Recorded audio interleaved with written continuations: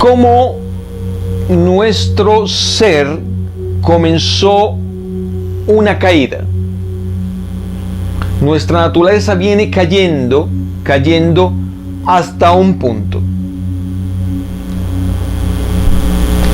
Podemos decirlo que es una involución. Podríamos hablar de eso. El Padre tiene, si lo tratamos de reflexionar, una idea exacta. Él se fractura, porque nosotros somos pedacitos de su corazón. Y Él se fractura y se atomiza y permite que esa parte de Él penetre la realidad de aquello que Él ha creado en la materia. Y esos pedacitos, esa fractura, esas minúsculas partes que Él ha hecho, hacen de que evolucionen. Fíjense ustedes que hay una caída, porque Él mismo, al fracturarse y al poner estas partículas en la materia profunda, estas partículas tienen que comenzar otra vez un proceso de evolución para volver a su causa última.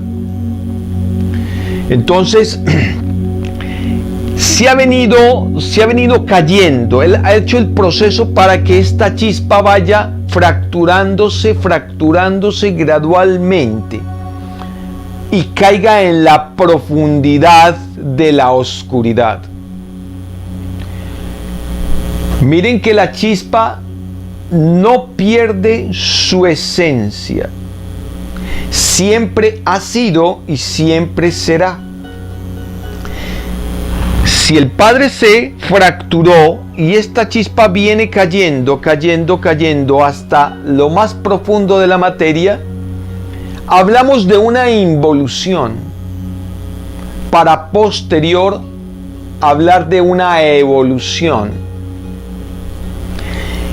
Esta chispa integrada en una unidad, esta misma chispa en sí misma tiene que fracturarse para poder entrar en la materia.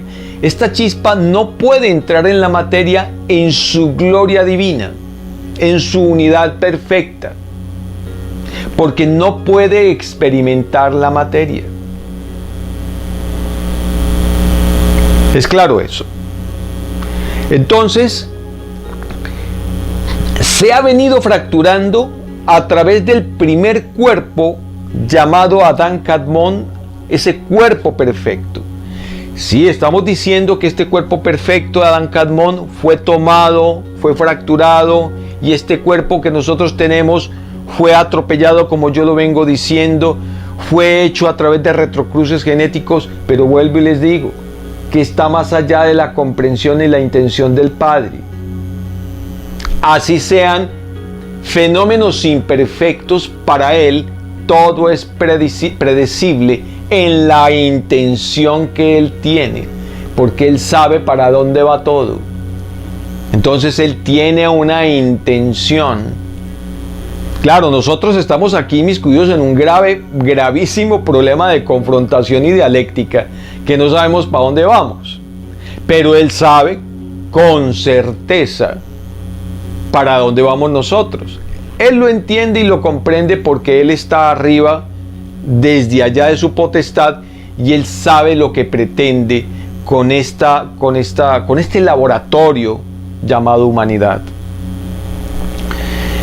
Mira hasta dónde tenemos que ir para nosotros entender lo que es el tiempo perfecto, el tiempo relativo y el tiempo perfecto, para entender el desdoblamiento del tiempo, hasta dónde hemos ido. Entonces, este tiempo que se encuentra aquí en el centro de los centros, donde están los ancianos de los días y que están en perfecta resonancia con la divinidad de la unidad del Padre, es un tiempo que no lo podemos comprender. Mientras que aquí vivimos un tiempo relativo. Ahora, atención a lo que voy a decir. aún así nosotros estando en este tiempo relativo, en este esquema de fluctuación y de fricción, dentro de nosotros, en lo más profundo de nosotros, estamos vibrando. Estamos vibrando con el centro de los centros, con la unidad del Padre. Eso no se puede quitar, eso no se puede romper, eso no se puede fracturar. En lo más pequeño de lo pequeño dentro de nosotros, estamos vibrando en la perfección de la unidad de Dios. Eso no es posible quitarlo. Aún así estemos inmiscuidos, metidos dentro de la materia, nuestro ser celestial vibra dentro de nosotros. Yo estoy hablando particularmente del hombre. No sabríamos decirlo de otros seres creados aquí en este plano, no lo sabríamos decir. Particularmente esto sucede en la naturaleza humana, que deviene de este ser divino, de esta fuerza única. Y esa chispa divina, ese ser celestial que vibra allí, es lo que llamamos el yo superior, es lo que llamamos la divinidad, es lo que llamamos el estado crístico, el estado divino de esa chispa que habita ahí. Pues de hecho, uno de los objetivos que tenemos como seres humanos aquí es encontrarnos con esa chispa divina, tomar conciencia de esa chispa divina, aún así estando en este relativo, en este campo relativo de la materia de tercera dimensión, en un tiempo de tercera dimensión, en un tiempo de vaguedad, en un tiempo de circunstancias finitas, casi caóticas, donde no existe nada, porque aquí no existe nada. Esto es efímero, esto se acaba porque tiene un alfa y un omega, mientras que la unidad no hay alfa, no hay omega, hay eternidad. En cambio aquí no hay eternidad. Sin embargo, nosotros en nuestro trabajo tenemos que hacer un esfuerzo para no solamente entender dónde estamos, cómo vamos, sino cuál fue la pretensión de la caída de esa chispa a este plano. Una vez comprendamos esa misión, ese porqué, esa intención de la chispa de Dios sobre el plano, inmediatamente la chispa se funde en nosotros y vamos a hacer una perfecta unidad. Bueno, esto es bonito hablarlo, pero esto tiene muchos cabitos donde tenemos que ir recortando, ir analizando, y hay que ir a recurrir a muchas teorías que se están dando ahora, inclusive teorías científicas. Hay que ir a mirar a muchas de las religiones, tenemos que mirar las religiones, qué hablan las religiones de esto, la dualidad que se está dando y todo esto, para poder entender este rompecabezas bien complejo en lo que consiste nuestra naturaleza. Muchos santos, muchos richis, muchos seres de luz, muchos ángeles, no sabríamos cómo decirlo, han estado siempre a nuestra par tratando de colaborar este proceso de integración con la divinidad en nosotros. Por eso toda esta información, estos libros que no sabemos de dónde vino o de dónde vinieron o dónde llegaron, toda esta información que ellos nos impartieron para que nosotros, es un pequeño catálogo, por así decirlo, para que nosotros pudiéramos estudiar y entender este proceso, recordar, porque aquí no venimos a aprender, sino a recordar y hacer un feedback de lo que somos realmente. Entonces, inmediatamente tenemos esos conocimientos, ese conocimiento nos ayuda a refrescarnos en el proceso donde vamos. Nuestra naturaleza, sabemos de hecho, que está totalmente fracturada en una dualidad caótica. Hablamos que la dualidad es sana cuando tiende a ser complementaria, cuando la llave a la cerradura, una cosa es una llave y otra cosa es una cerradura, ¿cierto? Y la idea es que la llave no esté permanentemente puesta en la cerradura. Ese no es el objetivo. El objetivo es que cuando se complementen, se giren ambas a la vez. Esa es la intención, no que permanezcan juntas. Fíjense que esa es la complementación. Nosotros tenemos una fuerza de luz del Espíritu para ser complementaria y que el Espíritu esté tangencialmente al cuerpo para que el cuerpo pueda experimentar la materia. Así el Padre recrea su creación, vive y recrea la creación de las cosas a través de nosotros, de esta chispa divina, para que seamos co-creadores con el Padre. Esa es la idea de la llave a la cerradura. Una vez la llave entra en la cerradura, ok, se cumple la misión. Pero ¿qué pasa en este momento? Hay una entropía negativa. La llave no corresponde a la cerradura, siendo que son complementarias, pero no gira la llave. Esa llave no gira porque no hay unas correspondencias, hay unos bloqueos. Es una entropía que no tiene sentido. Y a esa entropía nosotros le llamamos cuarentena. En las clases pasadas hablamos un poquito de la cuarentena. La cuarentena es donde hay una oscuridad y no se nos permite ver con claridad cuál es la misión. Porque tenemos que ir a nuestro propio recurso, ir madurando nuestro código genético, ir luchando, entendiendo el proceso y a través de ese esfuerzo llegar a un punto, un horizonte de la verdad, un horizonte epistemológico, de tal manera que pulamos la llave a la cerradura. Cuando esto suceda, entonces se vuelve una batara. El espíritu se hace uno con la materia y este cuerpo humano entra en una santidad perfecta, que es lo que esperamos ahorita en quinta dimensión. ¿Cómo vamos a entender nosotros ese proceso? Y quiero entonces ir gradualmente viendo que el Padre no nos ha descuidado y Él de una u otra forma nos ha puesto todas las herramientas, nos ha puesto todas las piecitas para que nosotros entendamos este proceso de lo que es las dimensiones, estos campos dimensionales donde el ser navega, porque nosotros debemos de entender en qué consisten estas dimensiones. Y estas dimensiones se han venido creando, atención, ¿desde cuándo? ¿Desde cuándo se han venido creando?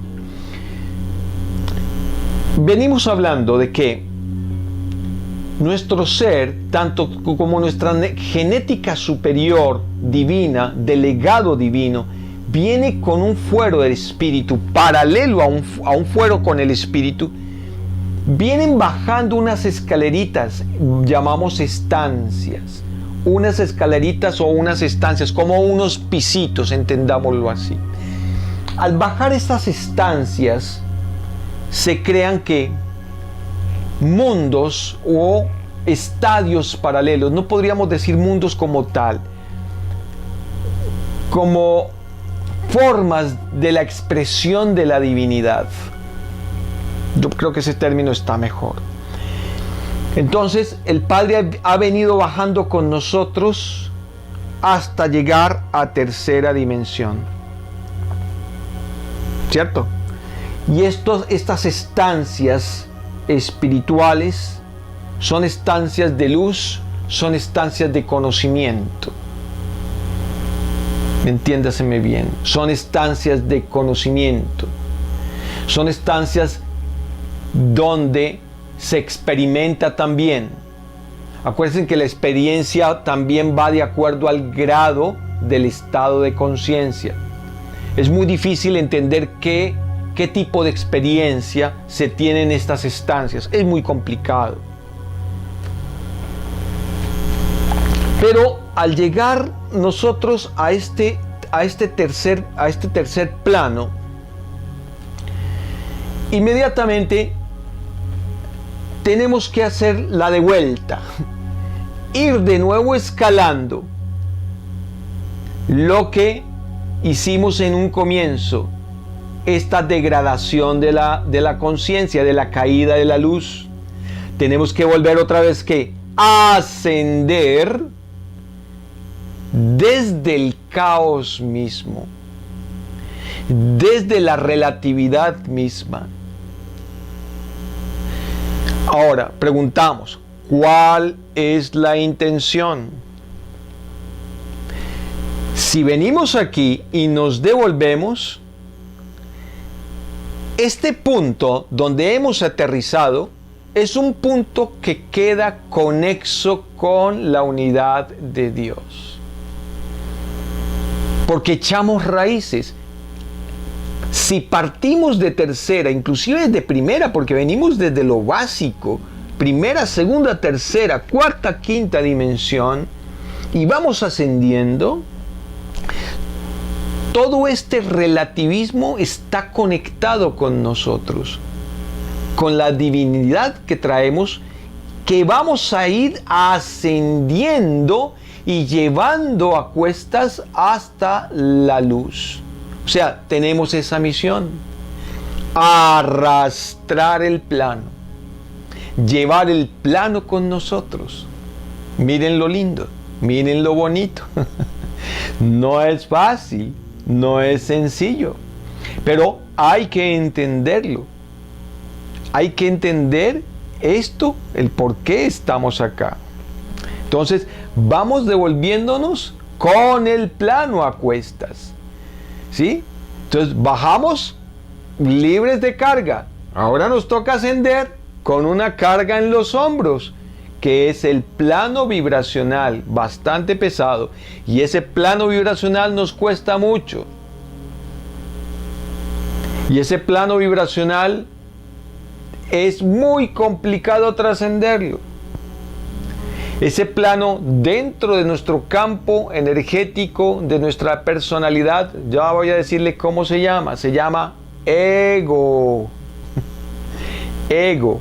Entonces, el ego es una matriz que se forma cuando echamos raíz dentro de este esquema espacio-temporal. El ego está enraizado a los elementos, está enraizado a las cosas, está identificado. No es que sea malo el ego. El ego es la parte neural, la que nos hace sentir la materia, la que nos hace sufrir en la materia, la que nos hace sentir la necesidad y la interactividad con la materia. Nos identifica con la materia. ¿Qué hay que hacer? Entenderlo, pero hay que procesarlo. El ego no se aniquila, se reeduca, se procesa, se ayuda para ir levantando ese ego con la mente, que es el instrumento en conciencia. Acuérdense que no podemos vivir sin ego. Si aquí en este momento, ¿sí? En muchas religiones aniquilan el ego. Ojo con eso. ¿Sí? Entonces, el ego hay que levantarlo. Y el ego es el esquema identificatorio con la materia. Y el ego es el bien y el mal. Y el ego son las cosas que no son muy bonitas, ¿no? ¿Sí? Son los apetitos en toda su dimensión. Ese es el ego. Hay que levantar el ego. Ese es uno de los trabajos que tenemos. ¿Sí? Irlo levantando en este proceso. Entonces, cuando hacemos eso, inmediatamente tenemos que ir formando, y lo hemos hablado, una personalidad, tanto una personalidad conceptual, una personalidad de razón, un estado de conciencia en la cual nos ayude a analizar, ok, yo estoy aquí. Es un estado de conciencia. Yo despierto una conciencia relativizada. Pero fíjense que también en mi fuero interno levanto un estado de conciencia y yo digo, ok, yo soy materia, pero soy espíritu. Soy espíritu, pero ese soy espíritu no puede ser un espíritu de razón, y ahí hay un problema que el hombre tiene que saber hacer la diferencia. ¿Ok? Porque decimos, sí, somos espíritu, pero decimos somos desde la razón. Lo decimos conceptualmente, no lo decimos en la unidad esencial. Yo soy del Padre y vengo del Padre. Y vengo del Padre y voy al Padre. Y yo soy su hijo. Tenemos que decirlo desde el fuero interno. Nos lo dicen porque nos lo enseñaron. Pero no hemos logrado hacer que esto sea una realidad de vida. ¿Por qué? Porque no vivimos consecuentemente como hijos de Dios. Miren, ahí sencilla la respuesta. No actuamos consecuentemente en la gloria divina. No actuamos. ¿Hijo de tigre sale pintado? Yo puedo decir, yo soy hijo de Dios, pero actúo distinto. Entonces, no hay un actuar consecuente a la causa. Y mi actuar tiene que ser consecuente a lo que yo soy. Si yo crío un tigre en mi casa, yo lo humanizo, ¿cierto? Él no va a decir yo soy humano. Él va a decir yo soy un tigre, pero si yo le cambio el casé al tigre, va a decir yo no soy tigre. Y si él va a ver otros tigres, va a decir, ¿y esto qué es tan raro? ¿Y ellos por qué se comportan de forma igual? ¿Ok? Entonces, eso es lo que nos ha pasado a nosotros como seres humanos. No nos identificamos con la identidad de la divinidad que nos corresponde. La luz no nos alberga. ¿Por qué? Porque no creemos en ella. ¿Por qué? Porque no tenemos no solamente la razón suficiente, sino que no la vivimos. Porque no la sentimos. Porque hacemos una dicotomía. Hay una fractura. Y de esa fractura hemos hablado. Nuestro hemisferio derecho tiene una disonancia con el hemisferio izquierdo. Comencemos con eso. Entonces, en la última charla hablamos, atención, nosotros tenemos un cuerpo físico. Ok. Pero tenemos un cuerpo átmico. Y este cuerpo físico también tiene una cantidad de estancias. Este cuerpo átmico tiene más tendencia a la unidad, pero él, para comunicarse con el físico, también tiene que tener unas pequeñas instancias que él ha hecho, este cuerpo átmico. Aquí hay un estado de conciencia que yo he hablado, es un estado de conciencia que se relativiza, pero en el iniciado. Ojo, estado de conciencia en el iniciado. En el hombre que ya, en el ser humano que ya lleva un camino espiritual, ya tiene un estado de conciencia, y estado de conciencia que está relativizado en su razón y en su mente física, expresada en la materia. Aquí hay un estado de conciencia que tiende a la unidad. Entonces, aquí hay un cuerpo físico. Aquí hay un cuerpo espiritual y aquí hay un cuerpo físico. Son cuerpos que van paralelos y son cuerpos que coexisten. Este cuerpo espiritual es un ser, este cuerpo físico es otro ser. Son seres, miren, son seres que están fracturados, están divididos, pero que interactúan paralelamente. Este ser es el yo superior. Él siente, piensa, cuestiona, pregunta. ¿Por qué pregunta a pesar de estar sumido en la unidad? Acuérdense que él se ha fractalizado. Él ha hecho capitas para poder entender a este cuerpo físico, porque él no puede estar aquí en la unidad porque no lo entendería. No entendería este cuerpo que está relativizado. Por eso este cuerpo espiritual tiene que tener una fractalidad hasta llegar a un punto conexo con el cuerpo físico. O sea, este va para allá para entender este cuerpo del yo superior, y este yo superior también tiende para poder entender este cuerpo físico. Cuando los dos se juntan, producen una cantidad de cosas maravillosas, y esa es la conferencia de hoy. Cuando estas dos esferas se conectan, y acuérdense cuándo se conectan, es cuando se conectan estas dos esferas. ¿Qué producen en el cuerpo físico cuando esas dos esferas se conectan? Los dos hemisferios comienzan a resonar igual. La pineal y el corazón se juntan y comienzan a frecuenciar igual. No hay diferencias entre el corazón y la pineal. Actúan a la vez cuando estos dos se conectan. ¿Ok? Cuando estos dos se conectan, se hace el infinito. ¿Ustedes se acuerdan de esta figurita? A ver, miren esta figurita. ¿Sí?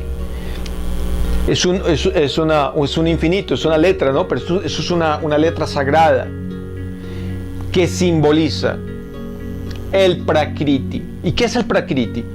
Es la esencia de la materia. ¿Pero qué es la esencia de la materia? Se resume, es tu cuerpo físico. El Purusha. ¿Pero qué es el Purusha? Es el espíritu, es la esencia del espíritu, pero simboliza el ser divino paralelo, el cuerpo divino paralelo a la luz física. Entonces fíjense, esos dos puntos, Prakriti y Purusha, se conectan en un punto medio. De encuentro de ambos. Hay un punto, ¿sí? Hay un punto medio. Y ese punto medio es importante sujetarlo, hacerlo, encontrarlo. Ese punto medio. Por eso esta letra del infinito, o esta figura, o este mandala, el infinito, es muy, muy, muy especial, diríamos muy sagrado, ¿ok? Que Merkaba, también simboliza no la Cábala, el Merkaba. Porque el Merkaba, ¿sí?, es el torrente energético que se encuentra alrededor nuestro, pero ese torrente comienza a girar en conciencia cuando estas dos fuerzas están en perfecta resonancia y hay este punto que tiende al infinito, ¿sí? Este punto cero que tiende al infinito. Inmediatamente esta fuerza que está aquí alrededor de nosotros comienza a girar y comienza a ser el perfecto estado del yo soy aquí. Yo estoy aquí. Soy la presencia de Dios y del Padre aquí. Es cuando ese infinito genera ese punto de máxima complexión, ¿sí?, de creación, ese punto ahí en toda mitad. Ok. Cuando hablamos de Prakriti y Purusha, fíjense que siempre, y lo veo cuando yo estudiaba bastante lo que era la filosofía oriental, se hablaba del Prakriti y las cualidades del Purusha como dos instancias totalmente aparte. Y resulta de que se comete un grave error allí, porque el Prakriti complementa al Purusha y el Purusha complementa al Prakriti. Son dos fuerzas complementarias. Vamos hacia Dios, pero el Padre necesita de nosotros para la evolución. Miren que hay una complementariedad allí, hay una necesidad de ambos, ¿sí? Cuando nosotros hablamos, si vamos un poquito a la Kabbalah, digamos, a ver cómo el nombre de Dios se manifiesta y en ese orden divino, ¿en qué consiste la palabra del Padre? Jepe indica, cuando hablamos de la palabra Bao, Bao, la palabra Bao que complementa la palabra de Dios, ¿sí? Yot, He, Bao, He, la palabra Yot, ¿sí? Jehová, Yot, significa Dios en su unidad máxima. Es incomprensible. Dios en la unidad máxima. Nadie entiende la unidad máxima del Padre. Pero Él tiene un bao. Bao, una palabra que es bao. Bao indica Dios desciende a la materia, tal cual como lo he hecho el esquema. Dios desciende a la materia, al relativismo de la materia, y Él desciende en un bao. Pero ese bao, que es esa chispa divina, se fractura en dos: G y G. ¿Sí? Entonces se fractura el Padre, se fractura en el Hijo, y el Padre se fractura en el Espíritu Santo. Y estos dos son semejantes, son iguales, divididos en dos: el Espíritu Santo y el Hijo, que es el G y el G. ¿Ok? Este G y G es el cuerpo físico que estoy hablando y el cuerpo del yo superior, el paralelo. Ese es el G y el G. ¿Ok? Identificados también a través del Ja y el Ta. Sol y luna. ¿A qué se refiere el sol y la luna? No se refieren a los planetas físicos, se refiere a la entidad física del hombre y a la entidad espiritual del hombre. Entonces, estos dos cuerpos deben de encontrarse, no se han podido encontrar, siempre funcionan en paralelo. Por eso, este cuerpo tiene un tiempo, este tiene otro tiempo. Este tiempo es lógico, este tiempo es análogo. Voy a explicar eso. Este tiempo es lógico y este tiempo es análogo. ¿Sí? Es un tiempo análogo porque él se ha tratado en lo posible de fracturar en sí mismo para poder aproximarse al tiempo lógico. ¿Sí? Por eso hablamos del desdoblamiento del tiempo. Y estos dos tiempos siempre vienen paralelos. No se tocan hasta que nosotros no tomemos conciencia. Por eso nuestra evolución espiritual es hacer que estos dos tiempos se toquen. Ya voy a definirlos bien para entenderlos desde la razón misma. Estoy haciendo aquí una cosa aberrada, absurda, porque esto no se puede definir, ni siquiera este.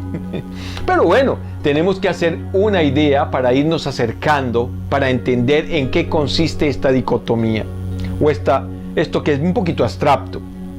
Muy bien. Entonces, decíamos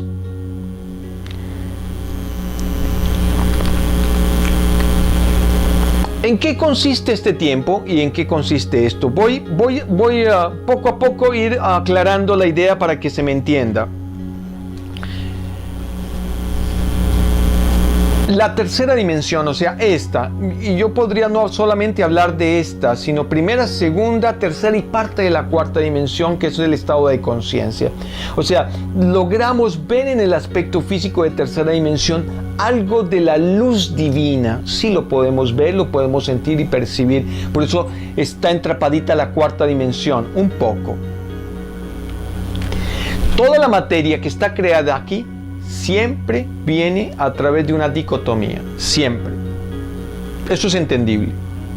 La materia esencial tiene una antimateria. La fosa derecha tiene su fosa izquierda, el oído derecho tiene su oído izquierdo, el ojo derecho izquierdo. Todo viene aquí polar. Pero como estamos en cuarentena, lo vengo diciendo, es un polar disyuntivo no complementativo. O sea, es un polar hecho para que no se encuentren. Por eso la llave y la cerradura no pueden calzar. Es un polar disyuntivo.